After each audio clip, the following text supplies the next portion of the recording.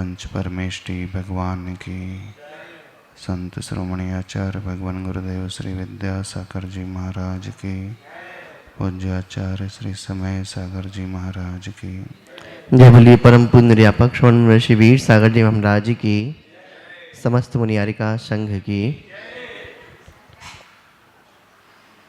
विषय चल रहा था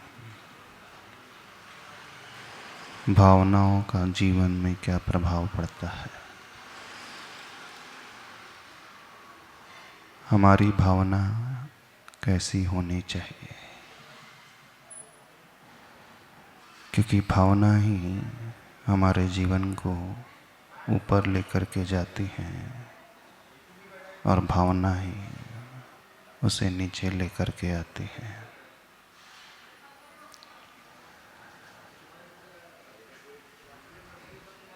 मन, वचन और काय सांसारिक क्षेत्र में पहले मन का प्रयोग शुरू होता है।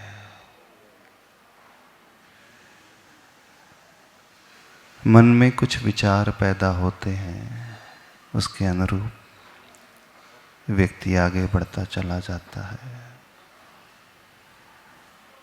लेकिन जब हम धार्मिक क्षेत्र की बात करते हैं तो यहाँ यात्रा पूरी रिवर्स होती है। यहाँ पहले काय, उसके पश्चात वचन, फिर बाद में मन की स्थिति आती है। विषय कषायों की बात करें, परिग्रह की बात करें, इंद्रियों को के विषयों को भोगने की बात करें, तो सबसे पहले मन में भाव पैदा होते हैं। वहाँ मन पहले रमना शुरू हो जाता है। लेकिन जब हम आत्म कल्याण की बात करते हैं, आत्मा को ऊपर उठाने की बात करते हैं, तो यहाँ मन पहले नहीं लगता है। यहाँ पहले कायिक प्रयोग ही होता है। पहले शारीरिक क्रियाओं के माध्यम से हमें शुरुआत करनी होती है, फिर वचन, फिर बाद में जाकर के तीसरी स्टेज में आकर के मन की स्थिरता आती है। थोड़ा सा इसका गणित अलग प्रकार का है। प्राय हर व्यक्ति शिकायत करता है कि मैं जब जाप देने बैठता हूँ तो मेरा मन नहीं लगता, और जब वो भोजन करने बैठता है तो तुरंत मन लग जाता है। होता है ना ऐसा?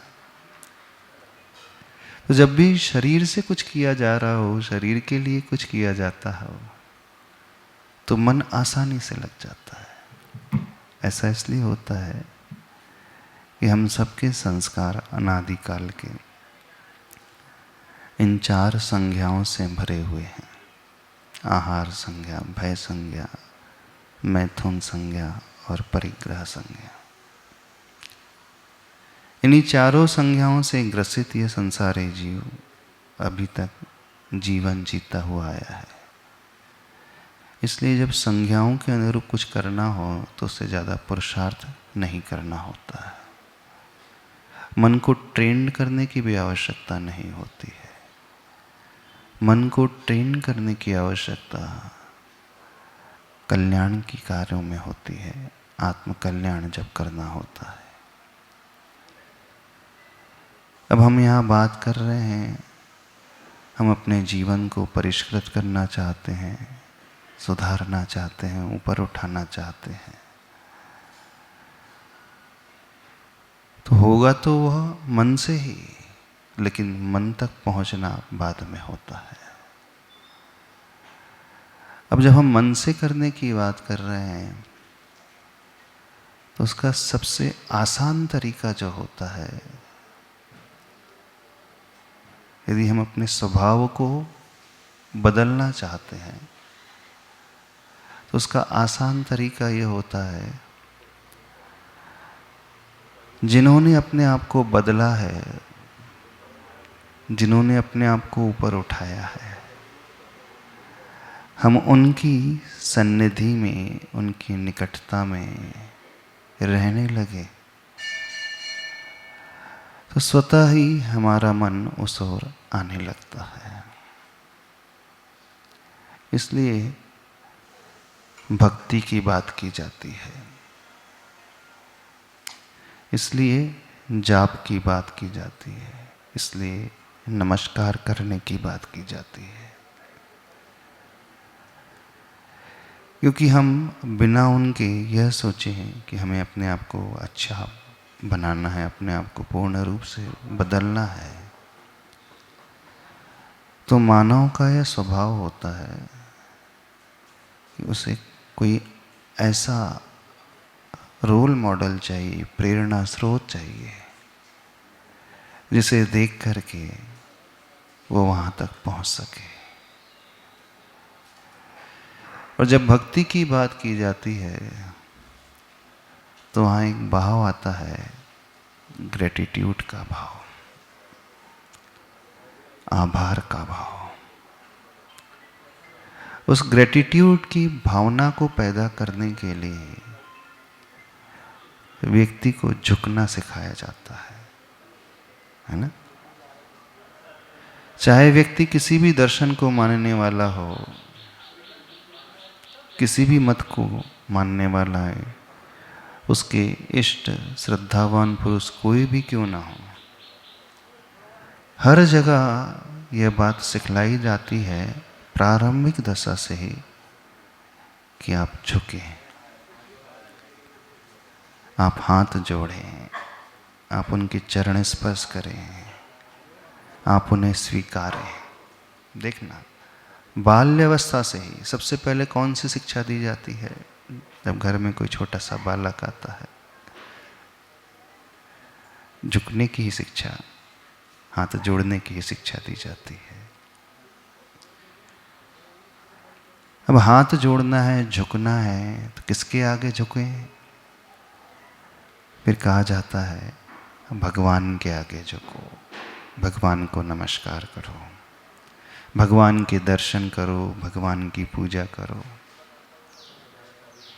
ये जो भगवान के दर्शन है, उनकी पूजा है, उन्हें नमस्कार करने की क्रिया है, बेसिकली इसमें होता क्या है? कभी आपने सोचने की कोशिश की? एक बालक को कहा जाता है, छोटे सा बच्चा है तो घर में, उसे कहा जाता है रोज मंदिर जाया करो। आप उसे मंदिर भेजते हो तो उसके भीतर क्या चेंजेस आ जाते हैं थॉट प्रोसेस में, हम वो समझना चाहते हैं। क्या सोच करके आप यह कहते हो उससे कि मंदिर जाया करो, प्रभु को नमस्कार किया करो? क्यों? आखिर उसके पीछे क्या लॉजिक क्या है? आप लोगों ने सोचा कभी? नहीं सोचा होगा। आप तो सिर्फ जो चला हुआ आ रहा है वर्षों से रूटीन, उसी के कारण आप भेजते हैं। बाकी अंदर में क्या प्रक्रिया घटित होती है, क्यों किया जाता है, इस ओर ध्यान बहुत कम लोगों का जाता है। जब किसी छोटे बालक को मंदिर भेजा जाता है तो वहाँ एक आभार का भाव उसके भीतर पैदा करने की कोशिश की जा रही है, एक विनय का भाव लाने की कोशिश की जा रही है, झुकने का भाव। जब हम अंदर से झुकने की बात करते हैं, उसी समय हम रिसेप्टिव होना शुरू करते हैं, ग्रहणशील हो सकते हैं। यदि हम अपने आप को बदलना चाहते हैं, ऊपर उठाना चाहते हैं, अपने स्वभाव को व्यवस्थित बनाना चाहते हैं, अपनी कमियों को दूर करना चाहते हैं, तो ये तब संभव होता है जब व्यक्ति का मस्तिष्क, उसका माइंड रिसेप्टिव मोड पे होता है। रिसेप्टिव मोड वो कहलाता है, उसे जो कहा जा रहा है वो स्वीकार का भाव उसके भीतर आ जाए, वो अंदर से समर्पित होकर के उसे स्वीकारेगा। और जब तक वो रिसेप्टिव मोड में नहीं आएगा, उसे बाहर से कुछ भी कहा जाए उसमें चेंजेस नहीं आएंगे कभी। तो सबसे अच्छा रिसेप्टिव मोड में व्यक्ति तब आता है जब मन से, वचन से और काया से झुकने का भाव, झुकने की क्रिया, झुकने के शब्द का वो आलम्बन लेता है। समझने की कोशिश करना, इसके पीछे लॉजिक क्या है। जैसे ही हम झुकते हैं तो हम तैयार हो जाते हैं कुछ ग्रहण करने के लिए, कुछ सीखने के लिए। इसलिए हमेशा किसी भी कार्य की शुरुआत में, प्रारंभ में, मंगलाचरण में नमस्कार किया जाता है। इवन जब मुनि महाराज प्रतिक्रमण भी करते हैं ना, अथवा आपने देखा होगा आपके प्रतिक्रमण पाठ में, आप प्रभु की स्तुति भी करते हैं, भक्ति भी करते हैं, है ना। 24 तीर्थंकर भगवान की स्तुति करोगे, सिद्ध भगवान की स्तुति करोगे, वहां पे क्रिया क्या हो रही है? क्रिया तो हो रही है अपने किए हुए अपराधों की आलोचना करना, उसे धिक्कारना। एक तरफ कहा जा रहा है जो हमसे गलतियां हो गई हैं, उन गलतियों को दूर करने के लिए हम उन्हें धिक्कारने जा रहे हैं, तस्य मिच्छामि दुक्कडम कहने जा रहे हैं। तो कहा यह जा रहा है तस्य मिच्छामि दुक्कडम, और वहां भगवान को नमस्कार किया जा रहा है। देखो, समझो, अंदर वह अपने अपराध को स्वीकार करने का भाव ही तब पैदा होता है जब हम प्रभु को नमस्कार करते हैं, भक्ति करते हैं, झुकते हैं। और जो झुकना नहीं जान सकता वह अपने अपराध को कभी स्वीकार भी नहीं कर सकता। इसलिए कोई भी कार्य किया जाता है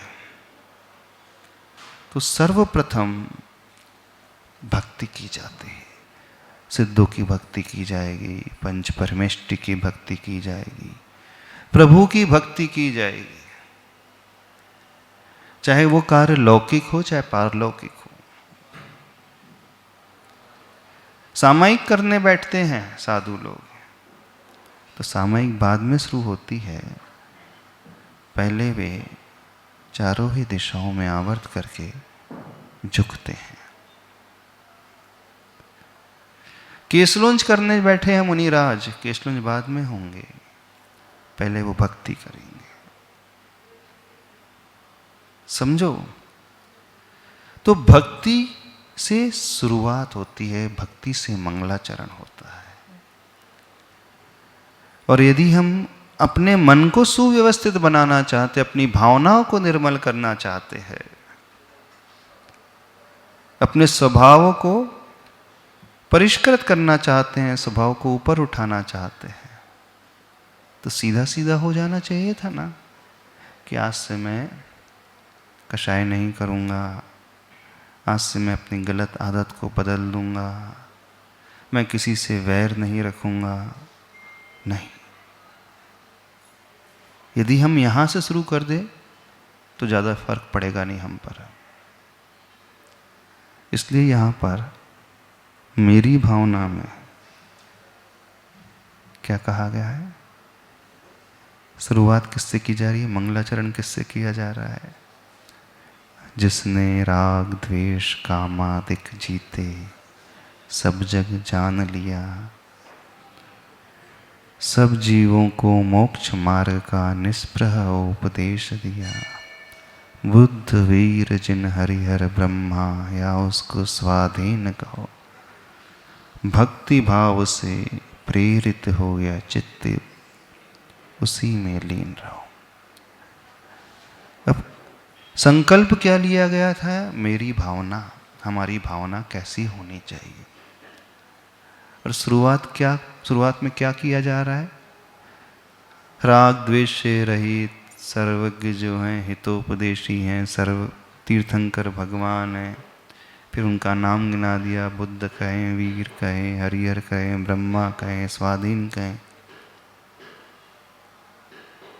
इसके पश्चात भक्ति भाव से प्रेरित हो। अब विशेषता समझने की कोशिश करना। यहाँ मंगलाचरण हुआ और मंगलाचरण में भक्ति भाव से प्रेरित होने की भावना। अब जैसे ही हमने ये कहा और जैसे ही इसके बारे में विचार किया और अपने आप को झुकाया, हमने उन्हें नमस्कार किया, तो अब हमारा मानस जो है तैयार होने लगा ग्रहण करने को। यदि नहीं समझ में आ रहा तो उदाहरण देते हैं। जब किसान खेती करता है तो वो पहले दिन ही जाकर के खेत में बीज क्यों नहीं बो देता? क्योंकि खेती कैसे होगी? खेती किस लिए किया जाता है? फसल को पाने के लिए। और फसल वो पाना चाहता है तो उसे बीज बोना है। लेकिन आपने देखा कि बीज कब बोया जाता है और बीज बोने से पूर्व क्या क्या होता है? किसी किसान को देखा आपने खेती कैसे की जाती है? बीज बोने के पूर्व सबसे अधिक मेहनत होती है किसान की। वो हल चलाता है, खरपतवार दूर करता है, खेत की सफाई करता है, मिट्टी ऊपर नीचे करता है, पहले पानी सींचता है, अर्थात वो पहले पूरी तैयारी करता है। और सबसे ज्यादा पसीना यदि किसान का बहता है तो उस खेत की भूमि को तैयार करने में बहता है। परिश्रम सबसे अधिक उसका उसी समय होता है। जब इतना परिश्रम उसका हो गया, अब जाकर के वो, और उसमें कई दिन लगते हैं उसको, गर्मी को सहन करता, पसीना पसीना बहाता है, तब जाकर के वह बीज की बुआई करता है। क्यों नहीं पहले दिन आकर के सीधे बीज अपने खेत में डाल देता वो? यदि वह सीधे आकर के बीज डाल दे तो उसका बीज भी नष्ट हो जाएगा, फलेगा नहीं, फसल आएगी ही नहीं। क्यों नहीं आएगी? क्योंकि उसने खेत को तैयार ही नहीं किया था, इस योग्य ही नहीं बनाया था कि जिसमें बुआई की जाए और वह अंकुरण पैदा हो जाए। तो किसान का परिश्रम अधिकतम जो जाता है बीज बोने के पूर्व, उसकी मेहनत उसमें अधिक होती है और कष्ट उसे उस समय अधिक सहन करना पड़ता है। जब इतना परिश्रम हो जाता है तब उसका खेत रेडी होता है फसल को देने के लिए। ठीक ऐसा ही हम सबके साथ भी है। हम अपने मन को बदलना चाहते हैं, अपने स्वभाव को ऊपर उठाना चाहते हैं, तो हमने सोचा कि आज मैं अपने मन को बदल लूँगा, जो मेरी बुरी सोच थी उसे मैं छोड़ दूँगा, आज से मैं अपनी सोच को बहुत अच्छी बना लूँगा। कुछ फर्क नहीं पड़ेगा आपको, कोई असर ही नज़र नहीं आएगा। इसलिए नज़र नहीं आएगा क्योंकि आपने अभी वह तैयारी नहीं की खेत को व्यवस्थित बनाने की। तो जैसे वो किसान खेत को व्यवस्थित बनाने की तैयारी करता है, ऐसे ही दुनिया में हर क्षेत्र में होता है। हमें भावना को निर्मल बनाना है, मेरी भावना को व्यवस्थित बनाना है। तो यहाँ नमस्कार करवा रहे हैं वो, बोले नमस्तु करो, भगवान को याद करो, उनकी भक्ति करो, उनके चरणों में झुको। अब हम झुक रहे हैं, उन्हें याद कर रहे हैं, नमोकार मंत्र कह रहे हैं, उनकी भक्ति कर रहे हैं। तो भक्ति करने का ये परिणाम हुआ कि अब हमारा माइंड रूपी खेत जो है तैयार हो गया है। लॉजिक समझ में आ रहा है? हमारा मस्तिष्क अथवा हमारा मन जो है तैयार हो गया है उस बीज के वपन के लिए जिस फसल को हम चाहते हैं। एक सबसे बड़ी गलती प्राय बहुत सारे लोग करते हैं, वह सीधे उस कार्य को करने की कोशिश कर देते हैं। जैसे वो किसान सीधे बीज को डाल दे और डालने के बाद वो पानी का सिंचन भी करे, दवा भी डाले, खाद भी डाले, तो भी वह रिजल्ट वैसा प्राप्त नहीं कर पाएगा, क्योंकि उसने अपने आप को तैयार नहीं किया। समझ में आ रही बात? इसलिए जब भी हम कोई भी अच्छी क्रिया करते हैं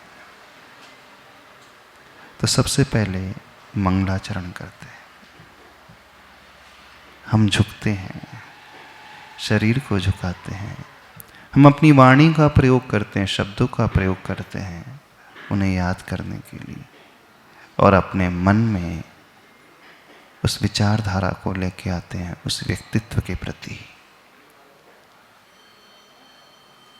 जब यह सोचकर के व्यक्ति मंगलाचरण करेगा तो उसका प्रभाव उस पर बहुत पड़ेगा। वो एकदम से रिसेप्टिव हो जाएगा। रिसेप्टिव हो जाएगा अर्थ जैसे वो खेत जिसमें से सारा कचरा निकल चुका है, अब उस बीज को उगाने के लिए वो रिसेप्टिव हो गया, ग्रहणशील हो गया, तैयार हो गया। अब किसान उसमें जब बीज बोता है तो फसल अच्छी आनी शुरू हो जाती है। इसलिए यहाँ पर मंगलाचरण में कहा जा रहा है भक्ति भाव से प्रेरित। अभी हम इस एस्पेक्ट से बता रहे हैं कि हमें अपने आप को बदलना है तो अपने आप को तैयार करना है। एक दूसरा एस्पेक्ट है हम किसके प्रति झुक रहे हैं, वह व्यक्तित्व कैसा हो, यह भी जरूरी है। जैसे उस खेती में मात्र भूमि ही पर्याप्त नहीं होती है, उस खेत की माटी ही पर्याप्त नहीं होती है, और उसके लिए क्या आवश्यकता होती है?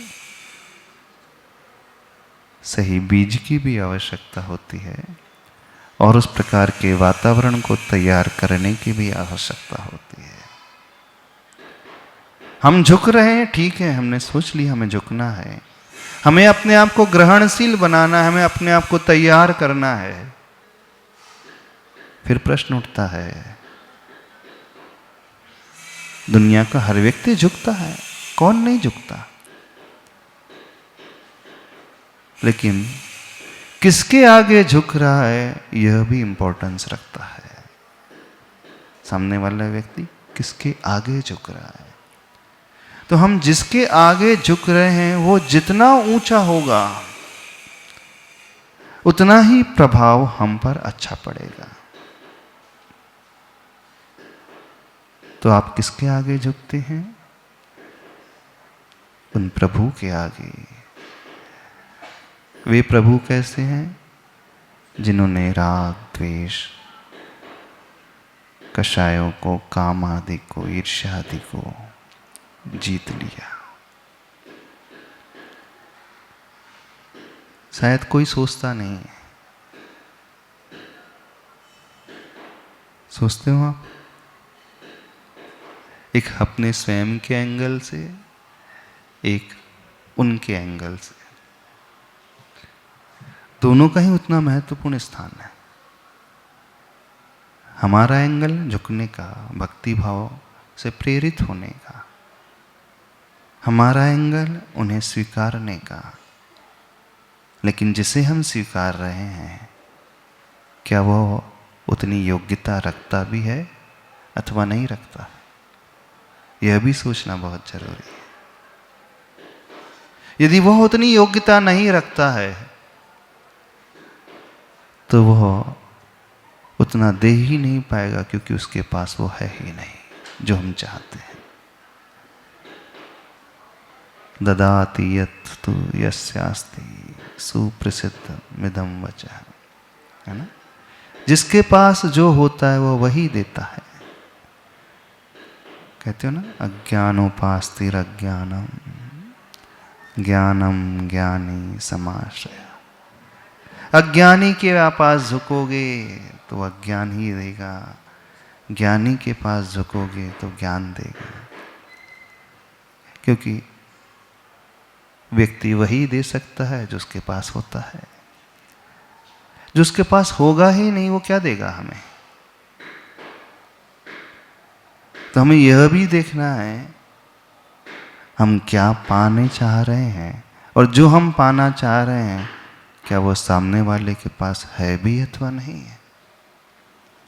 लौकिक क्षेत्र में तो आप ये बड़े अच्छे से देख लेते हो, हर इंसान देख लेता है, लेकिन पारलौकिक क्षेत्र में ऐसा प्राय कम हो पाता है। कम होता है ना। आपको पैसा चाहिए तो आप सेठ के पास जाओगे, जो माल चाहिए उसी दुकानदार के पास जाओगे। लौकिक क्षेत्र में बिल्कुल ऐसा ही करते हो। इतना ज्ञान इतना विवेक आपको है, लेकिन जब धार्मिक क्षेत्र में व्यक्ति आता है तो यहां थोड़ा सा वो इतना विवेक नहीं रख पाता है। बस उसे ये पता है कि मुझे तो झुकना है तो मैं झुकता चला जाऊंगा, झुकने से मुझे मिल जाएगा। उसने सिर्फ एक पक्ष देखा है, उसने अभी दूसरा पक्ष नहीं देखा। तो दूसरा पक्ष भी इतना ही अधिक इंपॉर्टेंट है। तो आप लोग देखते हो? नहीं देखते। सामने वाला किस कैलिबर का है। एक तो वो भगवान हो गए, अथवा लोक व्यवहार में हम कुछ चाहते हैं। कुछ अच्छे मनुष्य भी होते हैं, अच्छे स्वभाव वाले भी होते हैं, मंद कषाय वाले भी होते हैं। यदि हम उनके चरणों में झुकेंगे तो जैसा उनका स्वभाव है उनसे प्रभावित होकर के हमारे भीतर भी कुछ कुछ वैसी परिणति आती चले जाएगी। लेकिन यहाँ किसके चरणों में झुकने के लिए कहा जा रहा है? जिसने राग द्वेष काम आदि को जीत लिया, अर्थात जो वीतरागी हो चुका है, जो कषायों को जीतने वाला है, कषायों से पूर्ण रूप से ऊपर उठ चुका है, अर्थात वह प्रभु। तो वैसे आप लोग इतने समझदार तो होंगे ही, क्योंकि बहुत स्वाध्याय करते हो। इतने तो समझदार हो कि नहीं, कि जहाँ चाहे भक्ति भाव से प्रेरित हो जाते हो।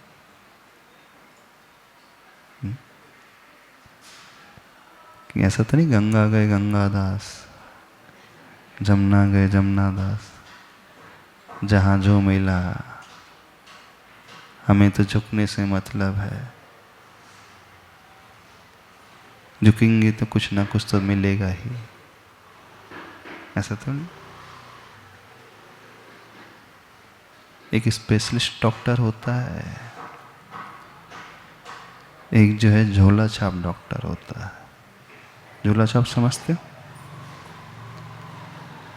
RMP,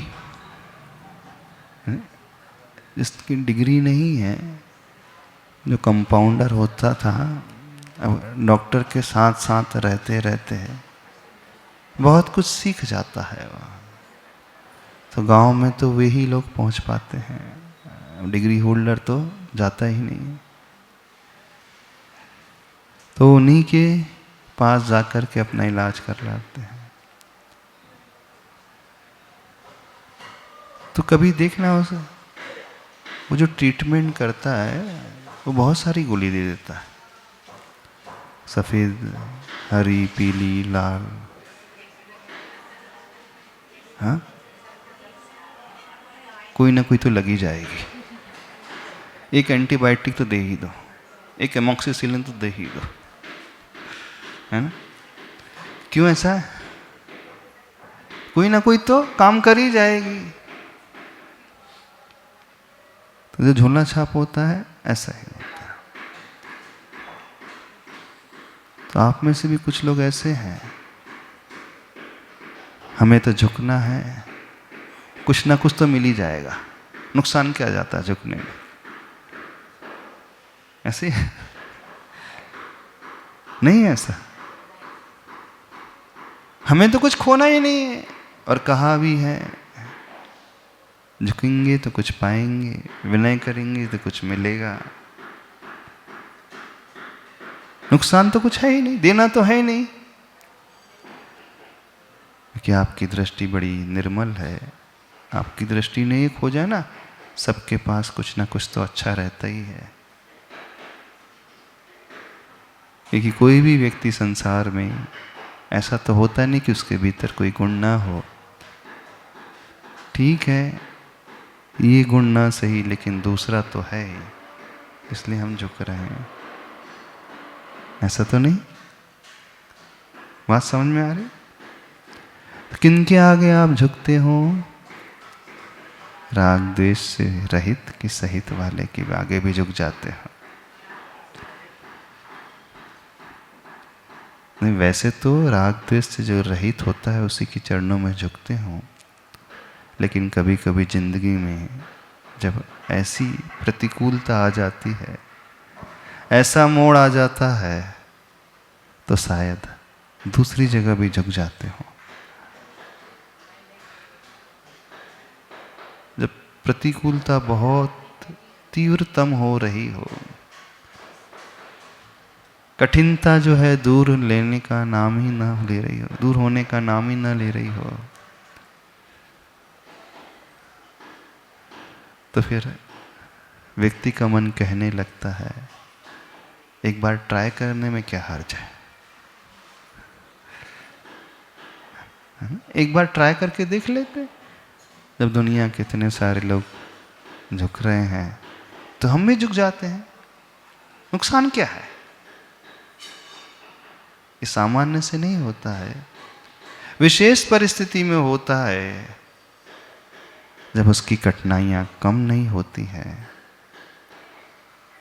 तब अच्छे अच्छे लोग भी, स्वाध्यायशील भी, पढ़े लिखे भी झुकते आते हैं, और झुकते हुए हमने भी देखा है। विद्वानों को भी झुकते हुए देखा है। जो जानते हैं उनका स्वभाव भी ऐसा होता हुआ देखा गया। वही तो हमारी परीक्षा की घड़ी होती है। कोई विद्यार्थी कहे कि मैं साल भर स्कूल आता हूँ, साल भर जा रहा हूँ, खूब पढ़ाई कर रहा हूँ, सारे पेपर मैंने बहुत अच्छे दिए, सारे विषयों में बहुत अच्छी मेहनत की, बस एक विषय था और एक विषय में थोड़ी सी चीटिंग कर ली, मैथ्स में। बाकी किसी में कोई चीटिंग नहीं की, तो क्या होगा? और इतने वर्षों से उसने कभी चीटिंग नहीं की थी, बस फाइनल एग्जाम में, और वो उस क्लास में जो 10th में पहुंचा था, और एक सब्जेक्ट में उसने कर ली, तो क्या होगा बताइए? और पकड़ा जाता है, क्या होगा? वो कह रहा है कि मेरा ट्रैक रिकॉर्ड देखो, मेरी जिंदगी बीत गई, मैंने कभी चीटिंग नहीं की, मैंने कभी कुछ गलत नहीं किया, सिर्फ आज ही के दिन और एक ही विषय में भी थोड़ा ही सही तो किया, पास हो जाएगा।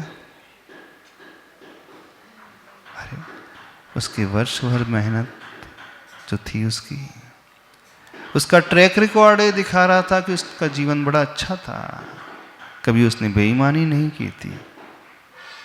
हमेशा परिश्रम किया था, हमेशा अच्छे से पढ़ाई की थी, समय भी दिया था, बस एक ही बार जीवन में वो गलत करने वाला था और गलत किया उसने। ऐसा तो कईयों के साथ होता है। आप तो इन्हीं के चरणों में झुकते हो जिन्होंने राग द्वेष आदि को जीता है। वर्षों से कहीं और नहीं झुके हैं, लेकिन जब जीवन में बहुत जब बड़ी आपत्ति आ गई और वो आपत्ति दूर होने का नाम नहीं ले रही थी, तो उस कंडीशन में हम झुके तो क्या होगा? बताइए क्या हो जाए? ठीक है, वो कह रहा है कि 30 साल निकल गए, मजाल है मैं जो कहीं और झुका हूं, नहीं झुका हूं, सिर्फ परिस्थिति बस मैं झुक रहा हूं, पास हो जाएगा। ऐसे जीव की दृष्टि समीचीन मानी जाएगी? बोल रहा मैं स्वेच्छा से नहीं, आनंद मान करके नहीं, परिस्थिति बस कर रहा हूं। भले ही वो कितने भी एक्सक्यूजेस दे, लेकिन गलत तो गलत होता है, होता है। तो इस बात को ध्यान रखना, ज़्यादा हम नहीं कह रहे हैं, आप समझदार हो, ध्यान रखते रहना कि हमारा झुकाव कहाँ कहाँ रहता है, किस किस के प्रति रहता है। ठीक है, आगे बढ़े। बस 2 मुख्य बातें हैं। एक, हम रिसेप्टिव हो रहे हैं कि नहीं, और रिसेप्टिव होने के लिए हमें विनय का भाव, ग्रेटिट्यूड की भावना, झुकने का भाव, आभार का भाव ये लाना। दूसरा एंगल, हम किसके प्रति झुक रहे हैं यह भी देखना बहुत आवश्यक होता है। जब ये 2 चीजें बराबर हो जाती, व्यवस्थित हो जाती हैं, तब मानना कि अब हमारा खेत जो है तैयार हो चुका है कुछ अच्छा देने के लिए। तब मानना अब हमारा हृदय तैयार हो चुका है अपने आप को बदलने के लिए। अब हम इस स्थिति में आकर के जो भी कुछ करेंगे उसका लाभ बहुत अच्छा होगा। अब हमारी तैयारी हो गई। अब यहाँ से व्यक्ति अपनी भावनाओं को बदल सकता है। अब यहाँ से मेरी भावना जो होनी चाहिए, कैसी होना चाहिए, यहाँ से प्रारंभ होता है। पहले 4 पंक्तियों से नहीं हो रहा है, पहली 4 पंक्तियों में तो सिर्फ तैयारी हो रही है। अब इसके बाद हम अपने जीवन को ऊपर उठाने के लिए कुछ करने की कोशिश कर रहे हैं।